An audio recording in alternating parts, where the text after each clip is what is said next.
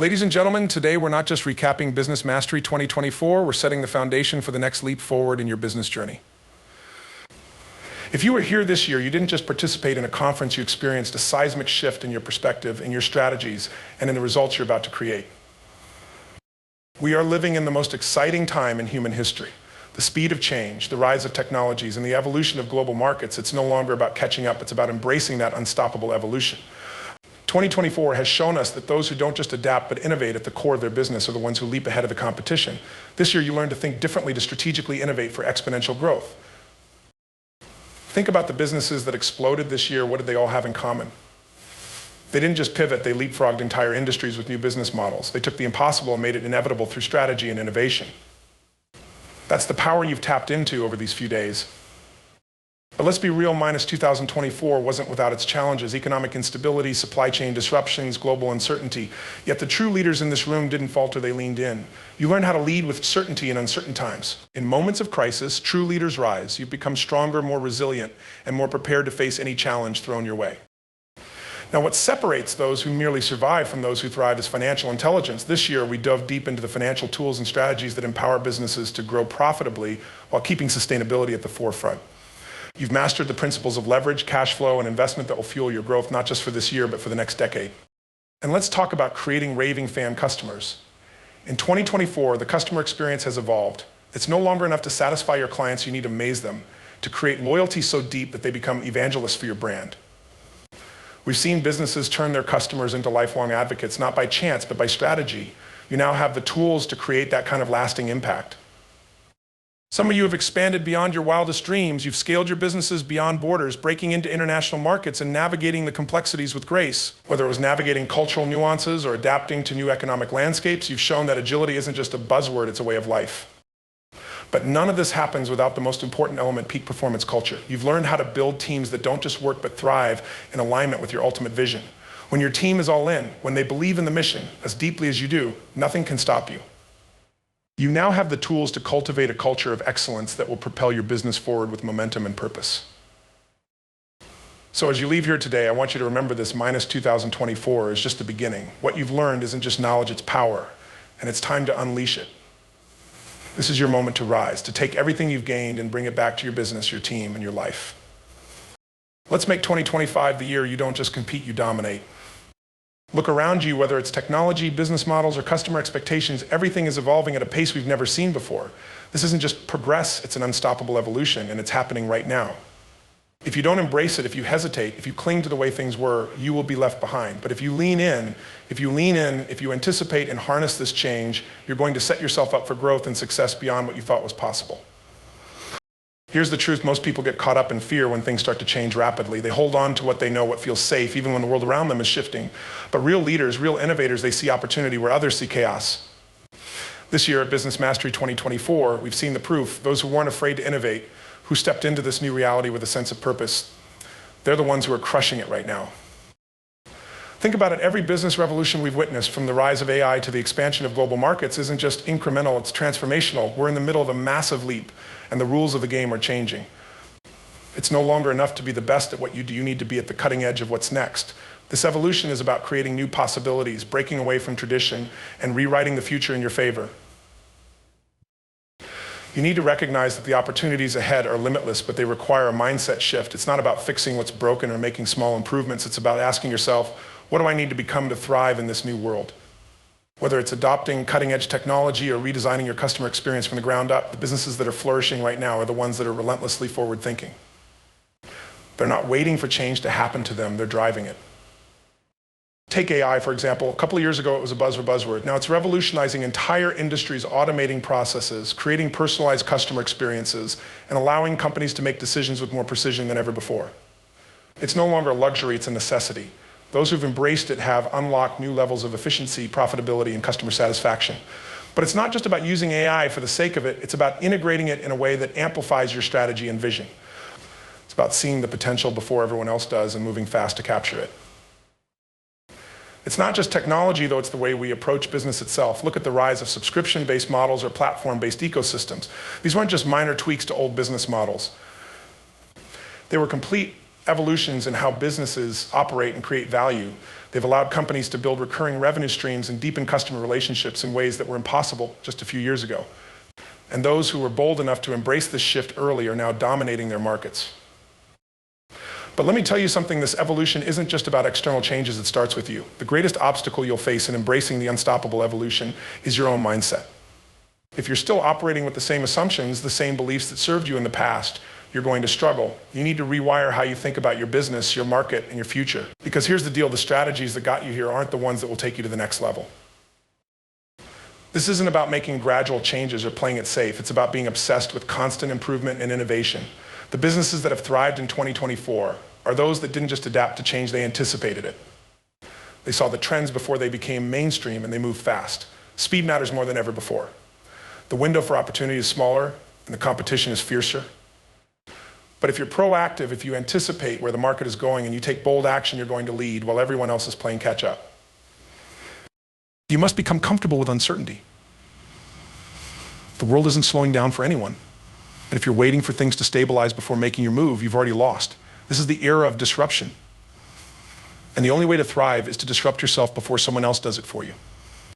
That means being willing to experiment, to fail, to iterate, and to grow stronger from those experiences. You can't be afraid to shake things up, even if it means stepping into unfamiliar territory. This evolution is also about understanding that the power is no longer just in your hands as a business leader, it's in the hands of your customers. The companies that are winning today are those that are obsessively focused on creating incredible value for their customers. They're not just meeting expectations, they're exceeding them consistently. They understand that the customer's needs and desires are constantly evolving, and they're building systems and strategies to stay one step ahead. How are you embracing this unstoppable evolution? Are you leveraging technology to its fullest? Are you constantly innovating your business model? Are you obsessively focused on delivering massive value to your customers? And most importantly, are you evolving fast enough to not just survive, but to thrive in this new landscape? Because make no mistake, this is the greatest time in history to be a business leader, but only if you're willing to step up, embrace the change, and play at a higher level than ever before. The evolution is here, and it's unstoppable. The only question is, are you ready to evolve with it? Innovation isn't just a buzzword, it's the driving force behind exponential growth. And let me tell you, there's a massive difference between incremental improvement and true innovation. Incremental growth is about doing what you're already doing, but a little better, a little faster. It's the small tweaks, but that's not going to take you to the next level. If you want to experience explosive, exponential growth, you've got to innovate strategically. This means you aren't just improving, you're transforming. What do I mean by strategic innovation? It's about designing breakthroughs, intentionally creating the kind of change that doesn't just help you keep up with the competition, but blows them out of the water. It's about finding new ways to deliver value, disrupt industries, and shift the landscape in your favor. And here's the key, it's not about luck, it's about purposefully building a culture, mindset, and process that foster constant innovation. Strategic innovation doesn't happen by accident, it's a process that you must master. Let's talk about mindset first, because everything starts here. Most businesses fail to innovate because they're trapped in their own success. They're comfortable with what's worked before, and they get stuck in a cycle of incrementalism. But comfort is the enemy of growth. If you're only improving by 2%, 5%, even 10% a year, you're never going to see that breakthrough that shifts everything. You've got to be willing to think radically differently. That means challenging everything about how you operate, questioning assumptions, and embracing a mindset that says, there's a better way, and we're going to find it. This shift in mindset leads to what I call opportunity focus. Most businesses focus on problems. They're constantly looking for what's wrong and how to fix it. But if you're focused only on fixing problems, you're always going to be reacting to the past. You're going to make small improvements, but you're never going to leap forward. The true innovators, the businesses experiencing exponential growth, focus on opportunities. They're looking for what's next. They ask themselves, what do customers need that they don't even realize yet? Where is the market heading, and how can we be there first? What's the next problem we can solve that nobody's even talking about yet? When you start thinking this way, you don't just improve, you start creating entirely new markets. That's where exponential growth happens. Look at companies that have completely disrupted industries. They didn't just offer a better version of what was already there, they created new ways of doing things. They innovated so profoundly that they became the new standard. Think about Apple with the iPhone. They didn't just create a better phone, they redefined what a phone could be, integrating technology in a way that completely changed the game. They saw the opportunity, not the problem. Now, once you have that opportunity-focused mindset, you need a system for innovation. This is where strategy comes in. You can't just sit around and wait for brilliant ideas to strike like lightning. You have to create a process for innovation within your business. The companies that are thriving today are the ones that have made innovation a core part of their culture and operations. They've built systems that allow them to constantly test, iterate, and refine new ideas. One of the best ways to drive innovation is by encouraging cross-pollination of ideas. This means bringing together different perspectives, different skill sets, and different industries to solve problems in new ways. Some of the greatest breakthroughs come when you apply concepts from one industry to another. Innovation happens when you combine ideas that haven't been combined before. So if you want exponential growth, you've got to create an environment where your team is constantly exposed to new ideas, new ways of thinking, and where collaboration is at the core of everything you do. And don't be afraid to fail. Innovation requires experimentation, and not every experiment is going to be a success. But here's the thing, failure isn't the opposite of success, it's part of the process. The companies that innovate the fastest are the ones that aren't afraid to fail fast and learn. They experiment relentlessly. They launch prototypes, get feedback, iterate, and move quickly. They understand that the faster you learn, the faster you grow. Failure is a teacher, not a dead end. Here's a crucial point: innovation isn't just about technology. Yes, technology can be a huge driver of innovation, but innovation is about how you think and operate across every aspect of your business. It's about creating new business models, new ways of engaging with customers, new revenue streams, and new approaches to problem solving. It's about rethinking your entire value chain. Look at companies that have embraced subscription models. They didn't just improve the way they sold products, they completely reinvented the relationship with their customers. They found a new way to deliver value that created recurring revenue and deeper customer loyalty. That's strategic innovation at work. Another aspect of strategic innovation is being customer obsessed. The companies that grow exponentially are the ones that know their customers better than anyone else. They're not just solving the obvious problems they're solving the problems they're solving, the problems their customers don't even know they have yet. They anticipate needs, they get ahead of trends, and they create products and services that are indispensable. To do this, you have to listen deeply. You have to understand not just what your customers are saying, but what they're not saying, their unspoken desires, fears, and aspirations. When you can innovate in a way that touches on these deeper needs, you create raving fan customers who won't just buy from you, they'll evangelize for you. To achieve this, you need data. Innovation today is powered by information. The businesses that are crushing it in 2024 are those that are leveraging data in ways that provide real insights. They're using artificial intelligence, machine learning, and advanced analytics not just to improve operations, but to innovate strategically. They're identifying patterns, predicting trends, and making decisions faster and with more accuracy. Data allows you to innovate with precision. And when you pair that with creativity, you've got a formula for exponential growth. So what does all of this mean for you and your business? It means you need to stop thinking small. You need to stop looking for 10% improvements and start aiming for 10x. You need to cultivate a mindset of opportunity, build systems for constant innovation, and embrace failure as part of the journey. You need to innovate in how you deliver value, and how you engage your customers, and in how you operate internally. When you get this right, when you innovate strategically, growth doesn't just happen, it explodes. Exponential growth becomes your new standard because you've moved beyond just competing in your current market. You're creating new markets, new opportunities, and a new future that others can't even see yet. This is the power of strategic innovation. This is how you go from incremental to exponential. In times of crisis, the true nature of leadership is revealed. It's easy to lead when things are going well, when the market is booming, when your team is hitting their goals, when there's predictability. But when everything turns upside down, when the unexpected strikes, that's when the real leaders rise to the surface. Crisis doesn't just challenge you, it defines you. And make no mistake, the ability to lead in a crisis is what separates those who merely survive from those who thrive and emerge stronger on the other side. First, let's talk about the nature of crisis. Whether it's an economic downturn, a global pandemic, a supply chain disruption, or internal business turmoil, a crisis is by its very nature unpredictable. It creates fear, uncertainty, and doubt. People look around for answers, for direction, for reassurance. And that's where leadership comes in, because the greatest need in any crisis is certainty. When everything feels uncertain, people need to believe that someone knows the way forward. They need to see a vision for how they're going to get through it. As a leader, the first step in any crisis is to embrace reality, not sugarcoat it, not deny it, but face it head on with absolute clarity. You've got to see the situation for what it is, not what you wish it would be. That means gathering the facts, getting a clear picture of what's really happening, and accepting that things may have changed drastically. Denial is dangerous in a crisis because it delays action. Real leaders understand that they can't control external events, but they can control their response. That's where power lies in how you respond. And the most important response you can give your team and your organization in a crisis is calm, unwavering certainty. When everyone else is panicking, you need to be the one who brings calm and confidence to the situation. Certainty doesn't mean you have all the answers right away, but it means you have the unshakable belief that together you'll find a way through. It's about leading with confidence even when the path isn't clear. People follow confidence. In the absence of certainty in the environment, they look to the person who radiates it. And when you project certainty, it creates a ripple effect. Your team, your clients, your partners, they all feed off that energy. That certainty comes from the ability to adapt. Crisis leadership isn't about sticking rigidly to a plan that's no longer relevant. It's about being flexible, agile, and ready to pivot. When circumstances change rapidly, the old rules no longer apply. You've got to be willing to change your strategy, to think on your feet, and to move fast. The leaders who thrive in crisis are those who don't just react, they anticipate. They're always looking ahead, staying a few steps ahead of the situation. This forward-thinking mindset allows you to make decisions quickly, and decisiveness is crucial in a crisis. Indecision leads to paralysis, and inaction is often more dangerous than making the wrong decision. However, being decisive doesn't mean being reckless. It means making informed, thoughtful decisions based on the best information available at the time.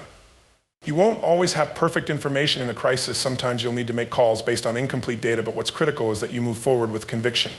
Hesitation in a time of crisis breeds uncertainty among your team. You need to communicate clearly and frequently, even if it's to say, we don't know the full picture yet, but here's what we're doing next. Transparency is key. People can handle uncertainty if they know you're taking action, but silence creates a vacuum that fear and doubt will fill. Another key component of leadership in crisis is empathy.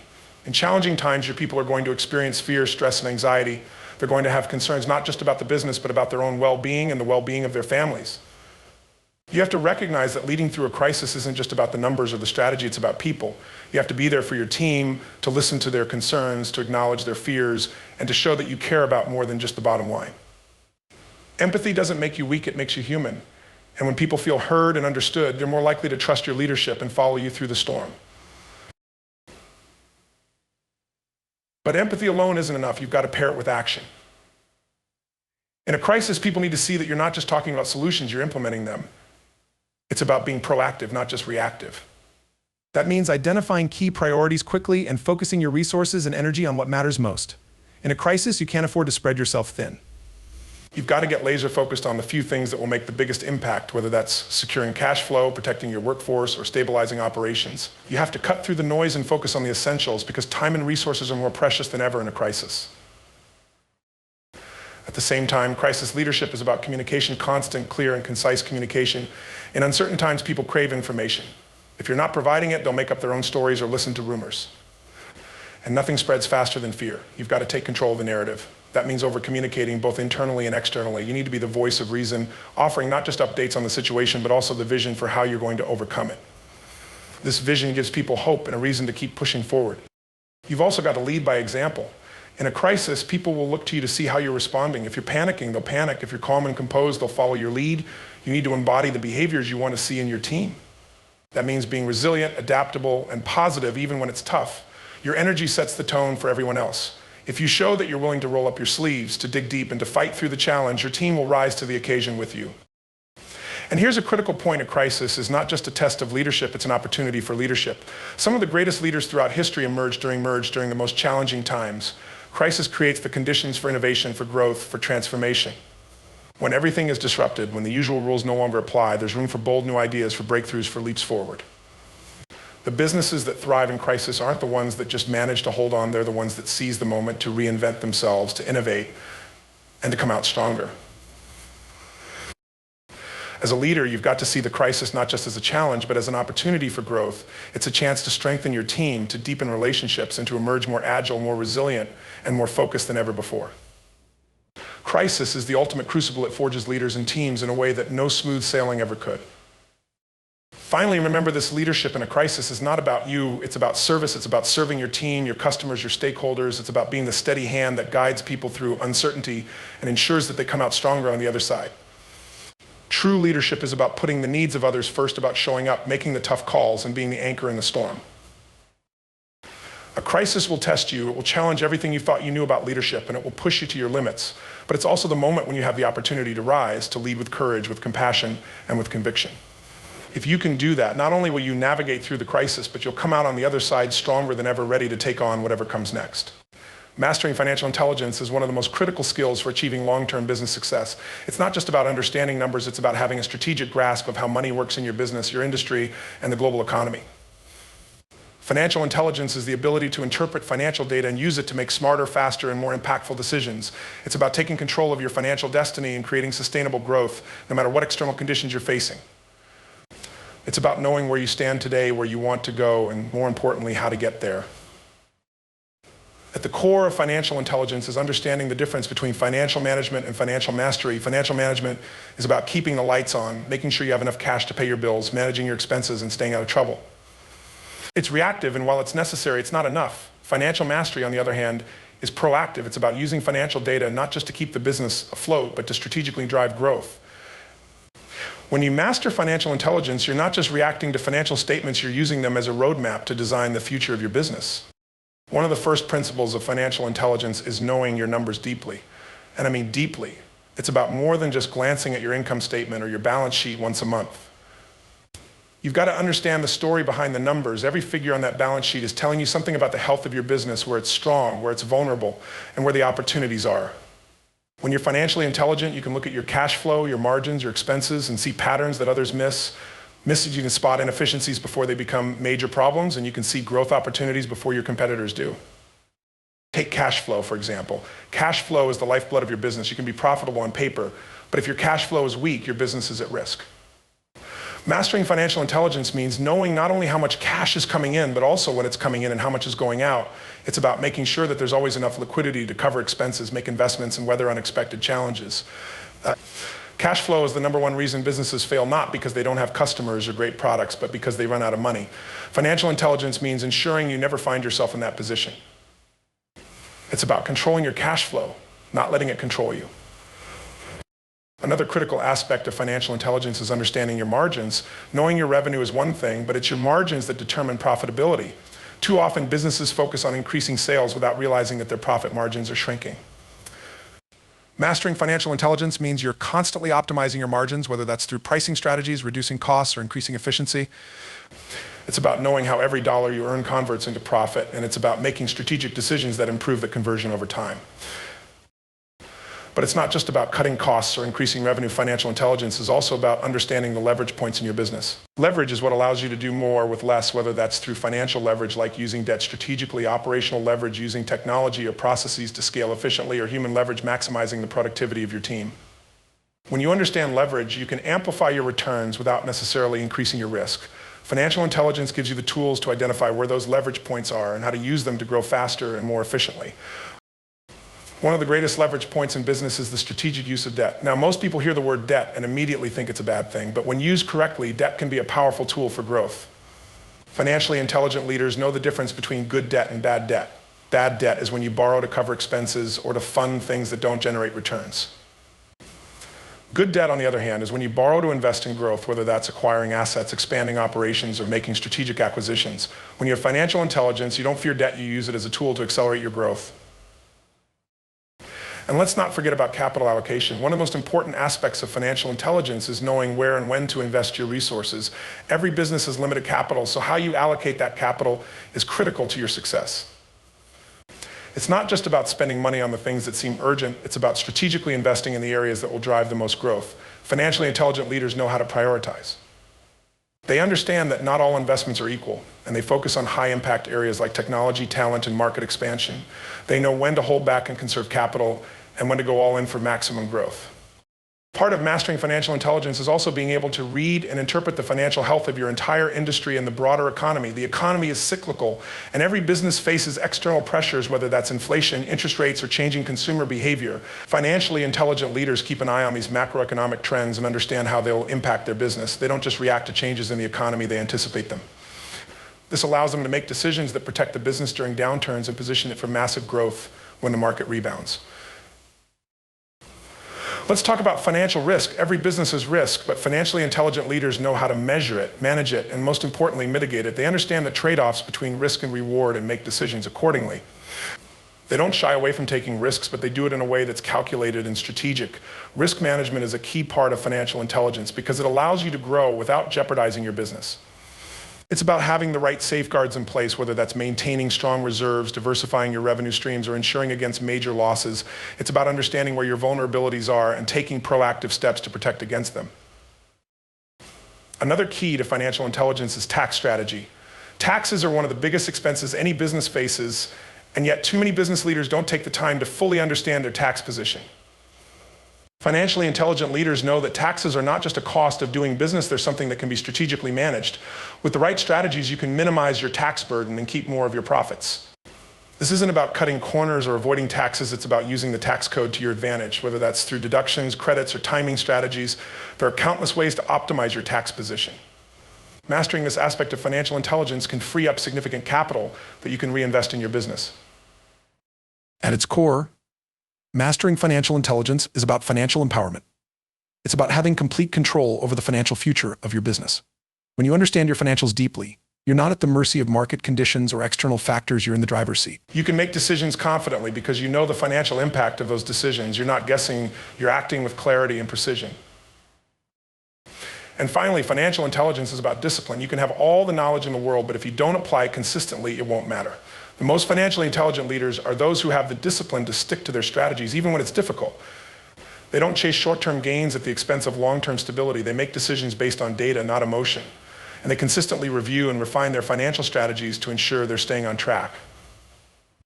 Mastering financial intelligence is not just a skill, it's a mindset. It's about taking ownership of your financial outcomes, building a business that's not just profitable but sustainable, and creating a future that's full of opportunity and growth. When you develop financial intelligence, you don't just react to the financial realities around you, you shape them. You build a business that's resilient, adaptable, and positioned for exponential growth no matter what challenges come your way. Creating raving fan customers is one of the most powerful strategies you can implement in your business. It goes beyond simply providing good service or meeting customer expectations. It's about creating a level of loyalty and excitement in your customers that transforms them into passionate advocates for your brand. These are the customers who not only come back to you time and time again, but also actively spread the word about your business, recommend you to everyone they know, and become your biggest promoters. They don't just like your business, they love it, and that love translates into exponential growth.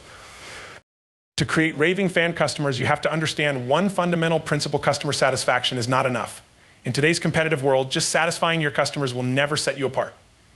Satisfied customers might stay with you as long as things are going well, but they'll leave the moment a better offer comes along or a small mistake is made. Raving fan customers, on the other hand, are emotionally connected to your brand. They won't leave because their loyalty runs deeper than price or convenience. It's about trust, connection, and the experience you consistently deliver. The journey to creating raving fan customers begins with understanding your customers' needs at a deeper level. It's not just about meeting their immediate expectations, it's about anticipating their desires and delivering on those before they even ask. You have to put yourself in your customer's shoes and ask, what would blow them away? What would turn this transaction into a transformational experience? Too many businesses stop at what's good enough, but creating raving fans means going above and beyond at every touch point.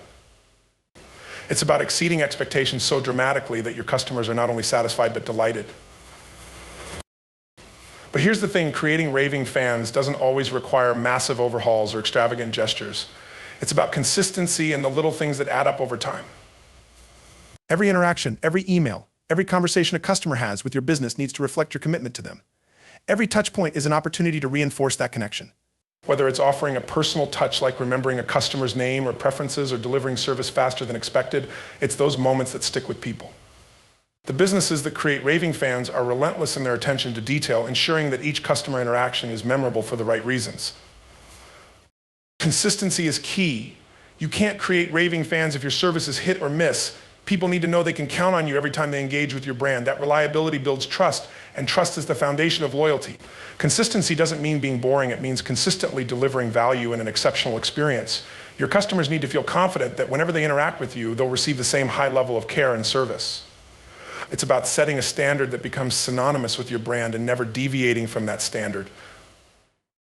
One of the most powerful ways to create raving fan customers is by building emotional connections. In business, we often think that customers make decisions based on logic, but in reality, most decisions are driven by emotion. Global branding is also a crucial consideration. When you scale beyond borders, you need to strike a balance between maintaining your brand's global identity and adapting it to fit local markets. This can be a delicate balancing act as you want to stay true to the core values and message of your brand while also being flexible enough to resonate with diverse audiences. It's about finding the common ground between what your brand stands for and what local consumers are looking for. And global success comes from creating a brand that feels both familiar and relevant to people in every market you enter. One of the most exciting aspects of scaling beyond borders is the opportunity for innovation. When you expand into new markets, you're exposed to new ideas, technologies, and ways of doing business that you might not encounter in your home market. Global expansion allows you to learn from other regions, adapt best practices from around the world, and incorporate those insights into your business. The companies that scale successfully are the ones that remain open to new ideas and continuously innovate to stay ahead of the competition. Lastly, resilience is key to scaling beyond borders. The global business environment is constantly changing, and you'll inevitably face challenges along the way, whether it's navigating political instability, economic fluctuations, or unexpected crises like pandemics. But the businesses that succeed in scaling globally are the ones that can adapt quickly, stay agile, and persevere in the face of adversity. Resilience means being able to pivot when necessary, learn from setbacks, and continue moving forward no matter what challenges come your way. Scaling beyond borders is not just about growth, it's about evolution. It's about transforming your business into a global entity that can thrive in any market no matter the challenges. The journey requires a strategic mindset, cultural understanding, operational excellence, and a commitment to innovation and adaptability. But the rewards are immense: increased market share, stronger brand presence, and the ability to make an impact on a global scale. When done right, scaling beyond borders opens the door to limitless possibilities and paves the way for exponential success. Creating a peak performance culture is about cultivating an environment where individuals and teams consistently operate at their highest level, producing extraordinary results while maintaining passion, energy, and commitment. It's not just about pushing harder or demanding more from people, it's about developing a system that fuels continuous growth, resilience, and excellence in every aspect of the business. In this kind of culture, peak performance is not a momentary burst of effort, it becomes the standard. At the heart of a peak performance culture is clarity of vision. Every member of the organization must know exactly where the business is headed, what it stands for, and how their role contributes to the bigger picture. People perform at their best when they have a deep sense of purpose, when they understand that what they're doing matters and how their efforts tie into a larger mission. A clear vision provides that purpose and acts as a guidepost, keeping everyone aligned and moving in the same direction, even when the going gets tough. It's about painting a compelling picture of the future that inspires people to give their best every day. But vision alone isn't enough. To sustain a peak performance culture, you need to set high standards across the board. This means holding yourself and your team to a level of excellence that doesn't allow for mediocrity. High standards are about expecting the best, not just in terms of outcomes, but in how the work is done. It's about demanding integrity, accountability, and a relentless focus on improvement. In a peak performance culture, people don't settle for good enough. They're constantly looking for ways to elevate their performance and produce exceptional results.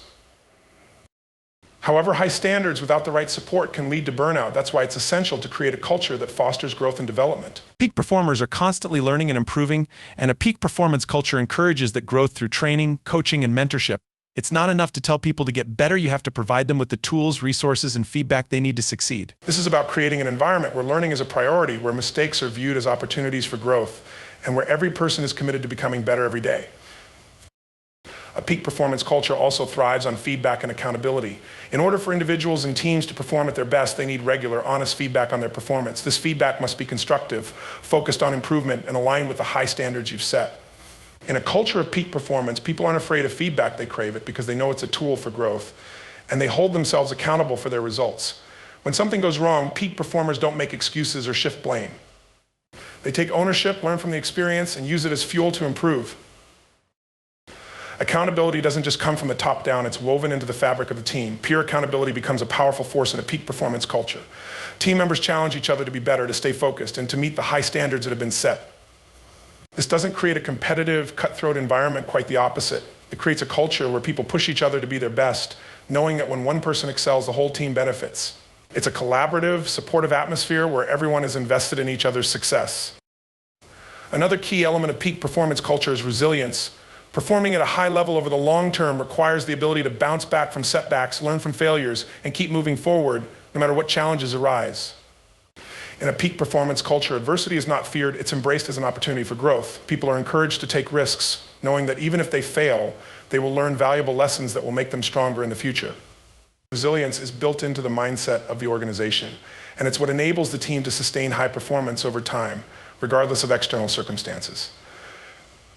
To foster resilience, leaders need to model it. In a peak performance culture, leaders are not just the ones setting the vision or standards, they are also the ones showing how to overcome obstacles and setbacks with determination and optimism. They don't panic under pressure, they rise to the occasion. Their behavior in times of difficulty sets the tone for the entire organization.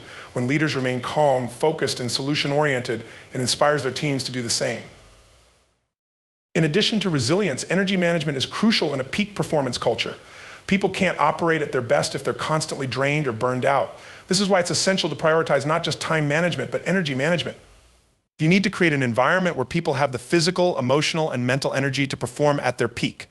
This includes promoting work-life balance, encouraging healthy habits, and ensuring that people take time to recharge.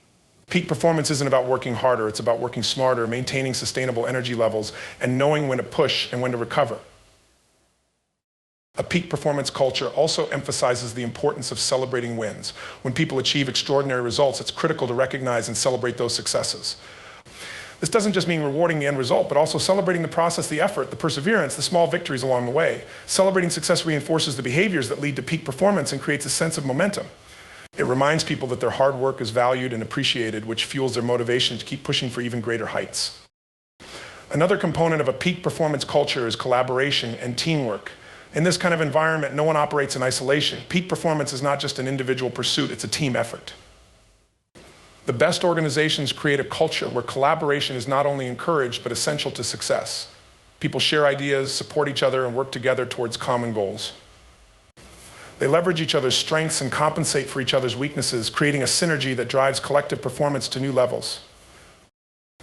At the same time, a peak performance culture fosters innovation. When people are operating at their highest level, they're not just executing, they're thinking creatively, pushing boundaries, and finding new ways to solve problems. Peak performance cultures encourage this kind of innovation by giving people the freedom to experiment, take risks, and try new things. Leaders in these environments create a safe space for innovation where people are not afraid to fail because they know that failure is part of the process of growth and discovery. Finally, creating a peak performance culture requires leadership at every level. It's not just about the CEO or senior management, it's about creating a culture where everyone, regardless of their title or position, takes ownership of their role as a leader. In a peak performance culture, leadership is not about control, it's about influence, inspiration, and empowerment. Every person is encouraged to lead by example, to take responsibility for their performance, and to help others do the same. When leadership is distributed throughout the organization, it creates a powerful force for peak performance. People don't wait to be told what to do, they take initiative, solve problems, and drive results. They are proactive, not reactive. They understand that their actions directly impact the success of the team and the organization as a whole, and they act accordingly. A peak performance culture is the engine that drives long-term success. It's about creating an environment where excellence becomes the norm, where growth and development are prioritized, and where people are empowered to give their best every single day. It's not a quick fix or a one-time effort, it's a sustained commitment to creating a culture that brings out the very best in everyone. When you build this kind of culture, there's no limit to what your organization can achieve. In closing, what we've covered today goes far beyond tactics or surface-level strategies. It's about embracing a mindset and creating a culture that drives continuous, unstoppable growth. Whether it's innovating strategically to achieve exponential breakthroughs, mastering financial intelligence, or leading through times of crisis, the key is to commit to excellence in every area of your business. Building a peak performance culture, scaling beyond borders, and cultivating raving fan customers aren't just boxes to check their foundational pillars that fuel long-term success. The tools, principles, and insights we've discussed aren't theoretical, they're actionable, proven, and designed to empower you to raise the bar in every aspect of your business. It's about creating a vision so compelling that it pulls you forward, igniting innovation, and building a team that thrives under any circumstance. These are the strategies that transform businesses, disrupt industries, and ultimately change lives. As you move forward, remember that mastery isn't a destination, it's a lifelong commitment to growth, learning, and constant improvement. The world is changing faster than ever, and the businesses that succeed are the ones that anticipate, adapt, and stay ahead of the curve. You have the knowledge, the tools, and the mindset to do just that. So go out there with clarity, passion, and purpose. Be relentless in your pursuit of excellence and watch as your business scales to new heights. The future belongs to those who create it. Now it's your time. Go make it happen.